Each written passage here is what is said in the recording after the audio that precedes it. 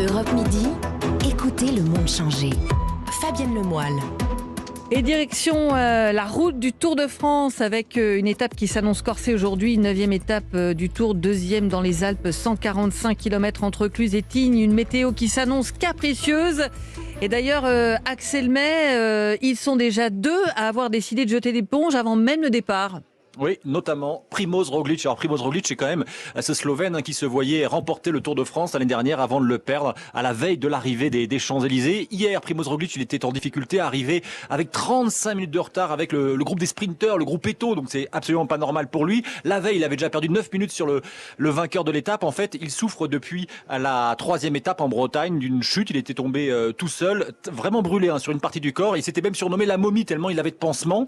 Et on peut aussi s'inquiéter pour Geraint Thomas, le Gallois, qui était considéré comme un des favoris de ce Tour de France, qui est déjà très loin aussi, à la 45e place. Et lui, le Geraint Thomas, qui a fini également hier avec le groupe Eto, il a une luxation à l'épaule. Donc pas d'abandon le concernant, Geraint Thomas, mais on peut s'inquiéter. Et puis, vous le disiez, un autre abandon a été signalé. C'est Mathieu Van Der Poel, le maillot jaune, le petit-fils de Remo Poulidor, qui a perdu sa tunique jaune hier. En fait, il va maintenant se consacrer aux Jeux Olympiques de Tokyo. Il va être champion de VTT. Je vous propose de l'écouter. Marguerite Lefebvre a recueilli sa réaction il y a quelques instants au départ à Cluse.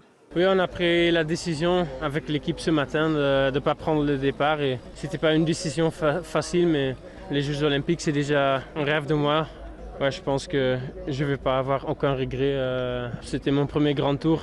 On gagne 2 étapes avec l'équipe. J'ai porté le maillot jaune pendant quelques journées. C'était juste incroyable. Je reviendrai un des années pour aller jusqu'à Paris, ça c'est sûr. Voilà donc Mathieu Van Der Poel qui ne sera pas au départ dans quelques minutes à Cluse.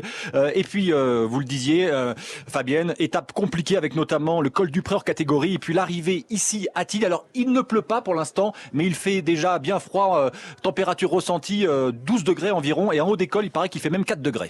Eh bien, bon courage sur la moto pour Marguerite Lefebvre.